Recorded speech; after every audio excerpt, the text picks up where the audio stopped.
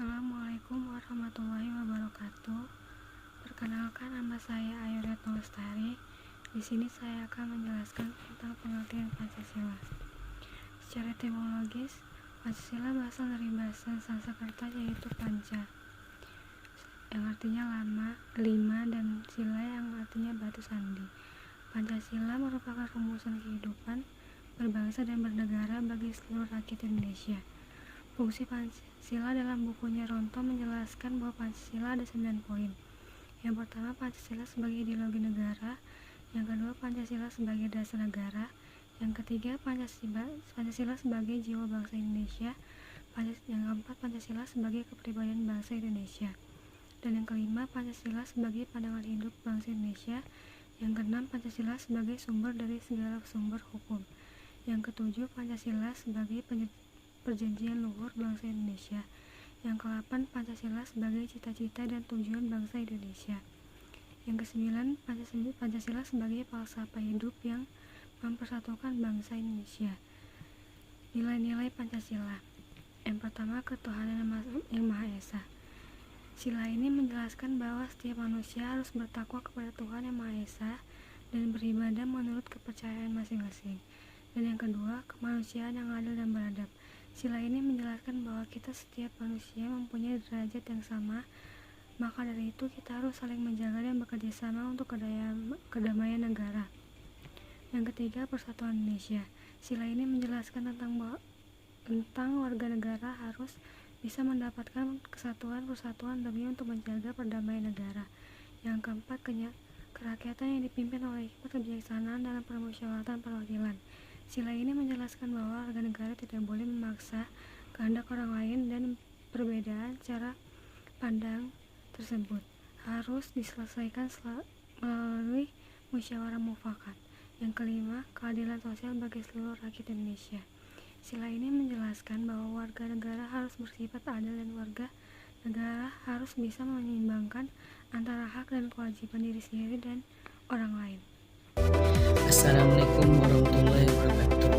Saya Marjan Ismail akan menjelaskan pengertian dari ideologi. Ideologi berasal dari kata Yunani yang diambil dari dua kata, yaitu idea dan logos. Idea memiliki arti ide, gagasan sebuah pikiran atau konsep.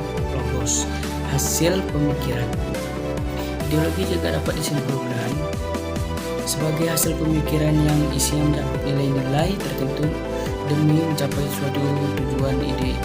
Ideologi juga dapat sebagai identitas suatu negara, karena ideologi dapat memperkuat identitas di suatu negara. Fungsi ideologi. Ideologi juga dapat digunakan sebagai kata pengenal dari suatu negara Indonesia. Ideologi juga memiliki dua fungsi lain, yaitu fungsi kognitif dan fungsi orientasi. Fungsi kognitif berasal dari ideologi dapat dijadikan sebuah landasan bagi suatu bangsa dalam kehidupan dunia. Fungsi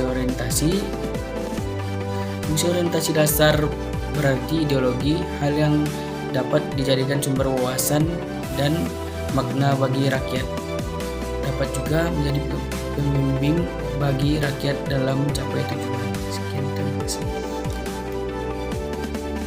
Pengertian integrasi nasional. Integrasi nasional merupakan usaha dan proses mempersatukan perbedaan-perbedaan yang ada pada suatu negara sehingga terciptanya keserasian dan keselarasan secara nasional.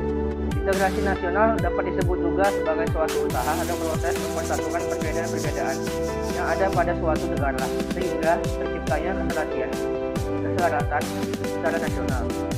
Realitanya, integrasi nasional dapat dilihat dari berbagai aspek, yaitu aspek politik, aspek ekonomi, dan aspek sosial budaya. Pentingnya integrasi nasional masyarakat, yang integrasinya dengan hak merupakan harapan bagi setiap negara untuk membangun kejayaan nasional demi mencapai tujuan yang diharapkan. Integrasi nasional penting untuk diwujudkan dalam kehidupan masyarakat Indonesia, dikarenakan Indonesia merupakan negara yang masih berkembang dan dapat dikatakan negara yang masih jati diri selain Selain itu, integrasi nasional yang sangat penting. Nama saya Muhammad Novel Mubarok dan saya akan menjelaskan tentang peran Pancasila sebagai ideologi negara. Peran Pancasila sebagai ideologi negara adalah memberi bimbingan kepada masyarakat Indonesia dalam menentukan sikap dan tingkah laku. Nilai-nilai yang terkandung dalam sila-sila Pancasila dijadikan patokan oleh aturan bangsa ini dalam berbuat kehidupan bermasyarakat serta bernegara. Kedudukan yang terkandung oleh kelima asas Pancasila adalah sebagai aturan tentang moral. Oleh karena itu, pelaksanaannya juga harus berdasarkan pada keyakinan dan kesadaran pada penggunanya. Apabila aturan Pancasila sebagai ideologi Pancasila dilanggar, maka hukumnya adalah berupa sanksi moral dan sanksi sosial. Mereka yang melanggar dan tidak berpedoman pada nilai Pancasila tidak akan terkena sanksi hukum. Ada baiknya mereka merasa malu terhadap sikap dan tingkah lakunya yang melanggar norma Pancasila. Sekian yang dapat saya sampaikan, lebih dan kurangnya mohon maaf. Nilai yang terkandung dalam setiap sila adalah: yang pertama, sila ketuhanan yang Maha Esa. Terkandung nilai bahwa negara yang didirikan adalah negara pengejauhan tahan tujuan manusia sebagai makhluk Tuhan yang paling esa. Yang kedua, sila kemanusiaan yang adil dan beradab. Dalam sila tersebut terkandung nilai bahwa negara harus menjunjung tinggi harkat dan martabat manusia sebagai makhluk yang beradab. Yang ketiga, sila persatuan Indonesia.